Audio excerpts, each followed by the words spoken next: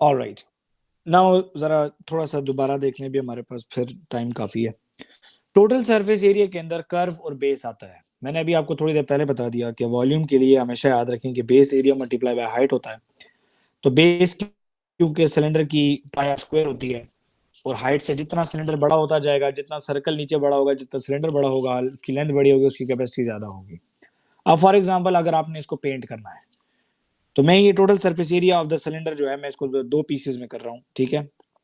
ये टॉप हो गया, ये बॉटम हो गया, और ये यहाँ पे मैंने तोड़ के इसका दरमियान वाला हिस्सा मैंने यहाँ पे रख दिया। आई नो दैट कि ये कर्व है सारा। That is the reason, that's how we hold a Pepsi can, ठीक है। इसी तरीके से हम इसको होल्ड करते हैं। अब सर देखिए यहाँ पे ये टॉप तो हो जाएगा pi are square, pi are square, तभी मैंने उधर लिखा हुआ है 2 पाई आर स्क्वायर। नजर आ रहा है बेटा आपको? ये बेस के आगे नजर आ रहा है 2 पाई आर स्क्वायर। अब जब कर्व फाइंड आउट करना है, तो कर्व फाइंड आउट करने के लिए इसके नीचे जो आपके पास सरकमफ्रेंस है, इस सरकमफ्रेंस को हाइट से मल्टीप्लाई करना है, तो ये हो जाएगा 2 पाई आर एच, ठीक है। आई एम रिपीटिंग, मैं जरा एक दफा ये फॉर्मूला दोबारा बनाना सिखा रहा हूँ, काइंडली पे अटेंशन ताकि आपको ये आ जाए, ठीक है। क्योंकि आपको अगर इस तरह फॉर्मूला बनाने आता है तो आप लोग इजीली कोई भी फॉर्मूला बना सकते हैं, ये याद रखें। और फार्मूले पे रटे नहीं सर लगते, आपकी आवाज आपको सही से फार्मूला नहीं आ बनाना रही। आना चाहिए जी। मेरी आवाज बेटा बाकी किसी और को क्लियर है कि नहीं? सर क्लियर है। बेटा फिर आप जरा अपना कनेक्शन चेक कर लें बेटा प्लीज, हो सकता है उधर प्रॉब्लम हो। ओके जी, आप जरा देख लें बेटा, टोटल सरफेस एरिया में हमारे पास कर्व और बेस है। हमें पता है सिलेंडर में देयर आर 2 सर्कल्स, और हर सर्कल का एरिया होता है 2 पाई आर स्क्वायर, ठीक है जी। कर्व निकालने के लिए I know that I have to use the circumference, हमें सरकमफ्रेंस को इस्तेमाल करना है, और circumference of the circle is 2 pi R. और जितनी हाइट ज्यादा होगी सिलेंडर की, उतना कर्व सरफेस एरिया जो है वो ज्यादा होगा। अब volume of the cylinder is base area, ये होता है base area multiply by height, ठीक है। तो हाइट की जगह पे यहाँ पे वर्ड इस्तेमाल होता है वॉल्यूम के लिए, मैं वही वर्ड लिख लेता हूँ तो ज्यादा बेहतर है। वो होता है length of the prism, length. Every 3D is a prism ना, तो बेस एरिया हो गया आपके पास पाई आर स्क्वायर, और आपके पास लेंथ ऑफ द प्रिज्म, यहाँ पे हाइट होती है सिलेंडर में, तो ये हो गया जी हाइट। तो ये आ गया जी वॉल्यूम। क्या सिलेंडर का फॉर्मूला बनाना अब भी किसी को नहीं आता तो बताएं? आ गया बेटा सबको? प्रोसीड करूं अगली शेप पे, कौन पे जाऊं? जी सर। अच्छा, सिलेंडर का नेट देख लें बेटा। सिलेंडर का नेट होता है 2 सर्कल्स और एक सिलेंडर, ये आपस में ज्वाइन होती है। अच्छा, ये मैंने थोड़ा सा बीच में डिस्टेंस आ गया। ये नेट है सिलेंडर का, ठीक है। 2 सर्कल्स और एक रेक्टेंगल, ठीक है। क्लियर है बेटा सबको? क्लियर है बेटा सबको, यस और no? Yes sir. Yes sir. Okay, that's very good. Okay Mariam, बेटा एक सवाल आपसे है बेटा। Yes sir. बेटा क्या मैं कह सकता हूँ कि ये जो सरकमफ्रेंस ऑफ द सर्कल है, हाँ जी, जी ये सर। इस रेक्टेंगल की ब्रेथ के बराबर है, क्या मैं कह सकता हूँ? Yes sir. सर कैसे वेरी गुड, बता। वेल डन, जबरदस्त। क्योंकि आपको इतना ही रेक्टेंगल फोल्ड करना होगा इस सर्कल के ऊपर रखने के लिए। Is this clear? तो ये वो चीजें हैं जो कि आपको अगर समझ आ जाती हैं तो आप कोई भी क्वेश्चन जो है अटेम्प्ट कर सकते हैं। बरीरा समझ आई है बेटा इस चीज के ऊपर? नूर सर जरा एक्सप्लेन कर लें। बेटा, ये आपके पास जो सरकमफ्रेंस ऑफ द सर्कल होगी बेस में, वो डेफिनेटली इस रेक्टेंगल की ब्रेथ के बराबर होगी, क्योंकि डेफिनेटली आपको इतना बड़ा रेक्टेंगल ही चाहिए उस सर्कल के ऊपर फोल्ड करने के लिए। ऐसा ही है कि नहीं? Yes sir. अगर आप इस सिलेंडर को काट लें तो वो एक रेक्टेंगल बन जाएगा, ऐसा ही है ना? Yes sir. चलें जी, सिलेंडर हो गया भाई। सिलेंडर के बाद क्या होता है काशिफ? कौन होती है? कौन की शेप बेटा कुछ ऐसी होती है? जी सर। कौन की शेप आपके सामने कुछ ऐसी शेप होती है, ये कौन का सेंटर होता है, ये डेफिनेटली रेडियस होगा, और ये डेफिनेटली परपेंडिकुलर हाइट होती है। और इसको लेंथ बोलते हैं। तो हमें पता है कि लेंथ को निकालने के लिए हमारे पास फॉर्मूला होता है L is equal to square root H square plus R square. ये हमारे पास होता है पाइथागोरस थ्योरम, ठीक है।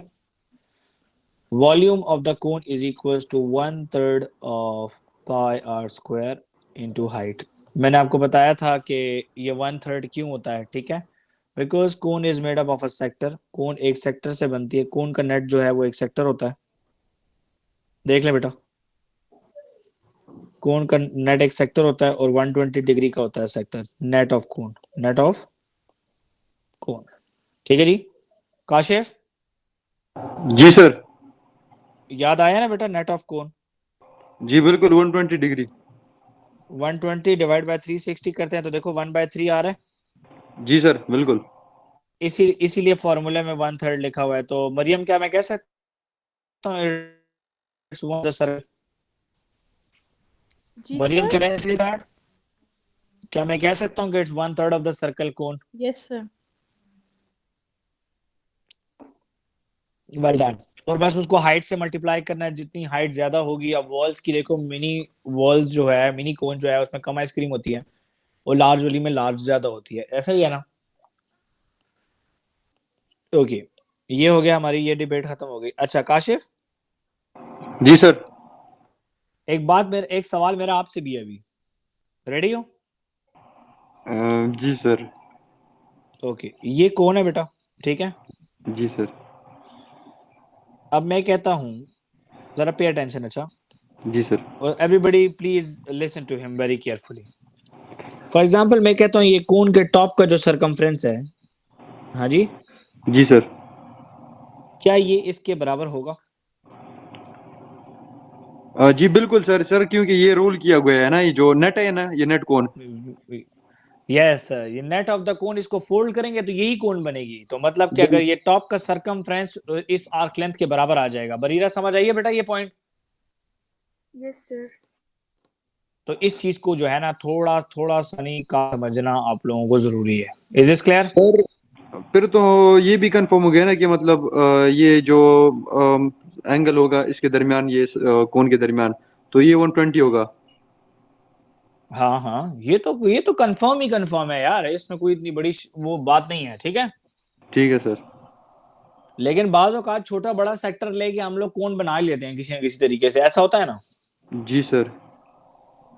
ओके, और ये सर हो एक गया आप जी कोन क्वेश्चन में की ये डिबेट। 120 डिग्री जो एंगल है ना आपने बनाया सर, ये चेंज कर लेते हैं सर, ये उसका फिर क्या करना होता है? तो वो चेंज हो तो मैंने आपको कहा है ना, मैं तो आपको कहा है ना कि देखें, जैसे फॉर एग्जांपल अगर मुझे कोई इतना सेक्टर दे दे, ठीक है, कोई मुझे इतना सेक्टर दे दे और मुझे कोई कहे कि यार ये इसको जरा कोन बना के दो, और जबकि ये 150 डिग्री है, तो मैं कोन बना सकता हूँ इससे, ऐसा ही है ना। जी सर बना सकते हैं। कोन तो बन सकती है, ओवरलैप कर बिल्कुल। जाएंगे ना, ये कॉर्नर और ये कॉर्नर नहीं मिलेगा, जबकि 120 में मिलता है, ऐसा ही है ना। ठीक है सर। तो इस चीज को जरा थोड़ा सा आपने समझ डालना। अब आती है बेटा टोटल सरफेस एरिया की डिबेट। जी खान साहब सुन रही हो बेटा? Total surface area sir. ये बराबर होगा बेटा कर्व प्लस बेस के, ऐसे ही है खान साहब? जी जी। अब ये बताएं कि इसकी कोन की बेस क्या होती है?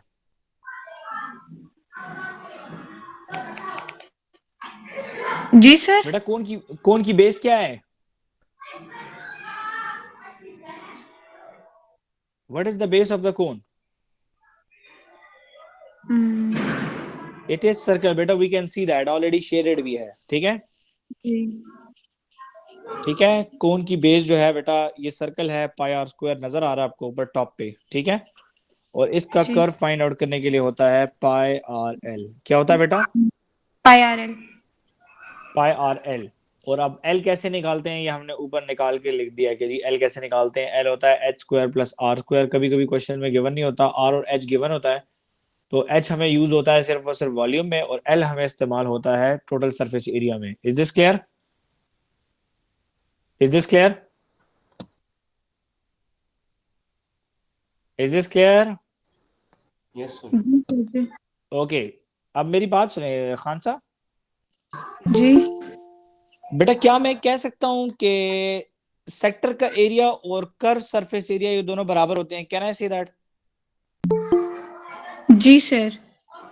Can I say that this area of the sector it is equals to curved surface area of the cone? Can I say that? Yes sir. क्योंकि डेफिनेटली उसी सेक्टर को फोल्ड किया है ना उन्होंने, तो उसी से यस कोन बनी है, तो वो जितना होगा वो इतना ये भी होगा। तो बेटा जो बच्चे लेट आए हैं काइंडली ये स्टार्टिंग के कुछ मिनट सुन लीजिएगा, मैं कोन पढ़ा चुका हूँ। ओके जी, फिर कोन के बाद हमारे पास कौन सी शेप आती है यार? स्फीयर आता है मेरे ख्याल से। 3 4 हो गया, 5 is sphere. Sphere is the 3D form of circle. Circle का 3D form होता है like that. Okay, volume of the sphere बेटा किसके बराबर है? Volume of the sphere. 4/3 pi r cube. Pi r cube. Yes. Very good. 4 out of 3 pi r cube. और total surface area of the sphere किसके बराबर है? क्योंकि इसमें बेस नहीं है, इसमें कर्व ही कर्व है, तो ये होता है 4 pi r square. ऐसा ही है बेटा। और अगर ये हेमी होता है, हेमी का क्वेश्चन हमेशा पेपर में होता है, ये इंपॉर्टेंट शेप है हेमी। हेमी किसे कहते हैं बेटा? ये बाउल को कहते हैं। किसे कहते हैं? बाउल शेप होती है, किसे कहते हैं? ये हेमिस्फीयर। तो इसी फॉर्मूले को v डिवाइड बाय 2 इसको भी हाफ कर दो और टोटल सरफेस एरिया को भी हाफ कर दो बस, ठीक है? दोनों को हाफ करना है बस। Hemi is the half of this one, ठीक है जी। अब आते हैं बेटा पिरामिड्स के ऊपर। ये आसान है, ये इतने कोई मुश्किल नहीं थे, क्योंकि रेडियस के अलावा और कोई चीज ही नहीं है इसमें। पिरामिड्स जी। अब फॉर एग्जांपल ये एक पिरामिड आपके सामने मौजूद है।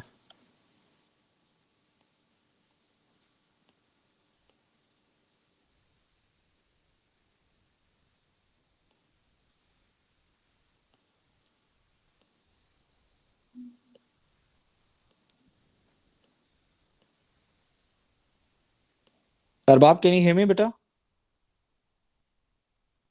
Yes sir, I can. बेटा ये पिरामिड मैंने सामने आपके बनाया है, ठीक है? इस पिरामिड का क्या नाम है पहले ये मुझे बताएं। पिरामिड ही नाम है ना? सर जी नहीं ट्रायंगल नहीं, इसका ये ट्रायंगुलर पिरामिड है। क्या है बेटा? समझ आ गई? इसको कहते हैं ये ट्रायंगुलर पिरामिड आपके पास, तो इसका नाम है ट्रायंगुलर पिरामिड क्योंकि इसकी बेस ट्रायंगल है। क्या है बेटा? बेस ट्रायंगल है। ट्रायंगुलर पिरामिड, ठीक है जी।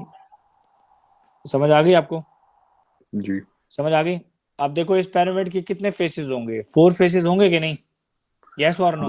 Yes sir. यस और no? So there are Yes, 4 sir. Faces. 4 faces होते हैं, 4 फेसेस, ठीक है जी। जी, आप में से किसी को आता है कि वॉल्यूम वॉल्यूम क्या होता है इसका? 1/3 1/3 into pi base r cube. perpendicular height. 1/3 to Base area very good, it's a base area perpendicular height. Height. into Perpendicular height height. of the pyramid, height of the pyramid, ठीक है जी। अब for example मोमना,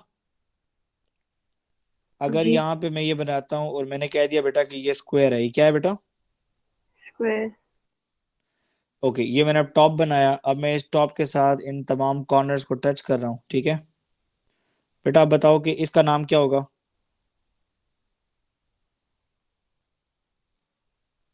इसका नाम क्या होगा बेटा? Square यार कोई भी पिरामिड. बता दे यार। स्क्वायर बेस पिरामिड बोलते हैं इसको। क्या बोलते हैं भाई? The square base pyramid. तो स्क्वायर बेस पिरामिड, तो इसका वॉल्यूम होगा अरबाब 1/3 और स्क्वायर होता है पाई आर स्क्वायर, होता है कि नहीं? Yes, sir. नो, गलत होता है बेटा। सर्कल का फॉर्मूला लिखा है मैंने। सो रहे हो क्या? हिसाब है।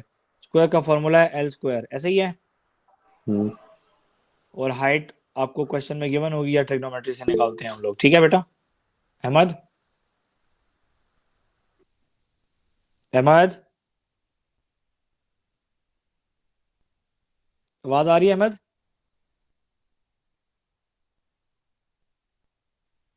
जी। अब अहमद ये बताएं कि ये आपके सामने मैंने एक रेक्टेंगल बनाया है और इस रेक्टेंगल को मैंने कनेक्ट कर दिया 4 के 4 कॉर्नर्स, ये 3D है, ठीक है, ये ऐसे ही बनेगा। तो आप मुझे बताएं कि इसका नाम क्या होगा। Yes, it's a rectangle base pyramid, और इसको रेक्टेंगुलर पिरामिड भी कहते हैं। अच्छा, तो रेक्टेंगुलर पिरामिड, और इसका वॉल्यूम होगा 1/3, और बेस एरिया, तो बेस एरिया होता है लेंथ इनटू ब्रेथ, और ये हो जाएगी हाइट। ठीक है बेटा, is this clear everybody? Yes और नो? यस और नो? ऑल राइट, चलें जी। अब जरा ये तो पिरामिड की बात होगी। अच्छा, इसका टोटल सरफेस एरिया क्या होता है अरबाब? अरबाब, इसका अगर एरिया फाइंड करना हो, इसको मुझे पेंट करना है, तो मुझे इसका एरिया कैसे मिलेगा? बेटा से यस और नो, नहीं आता बोल दो। अगर किसका ये ये पिरामिड है ना, टोटल सरफेस एरिया कैसे मिलेगा? Sir length the breadth and the height of pyramid की जो वो है। नहीं नहीं, वो तो पिरामिड नहीं है ना बेटा, याद रखो। इसका टोटल सरफेस एरिया फाइंड करने के लिए हम एरिया ऑफ ऑल फेसेस करना पड़ता है, समझ आइए? तो समझ लेंथ आइए? एंड ब्रेथ भी हम लेंगे ना। तो लेंथ इनटू ब्रेथ तो हम लेंगे डेफिनेटली, वो जो नीचे रेक्टेंगल का फाइंड आउट करेंगे, लेकिन 4 ट्रायंगल भी हैं, एक लेफ्ट पर है, एक राइट पर है, एक बैक पर है, एक फ्रंट पर है। Is this clear? तो फोर्स ठीक है, चलें जी। अब आते हैं प्रिज्म के ऊपर।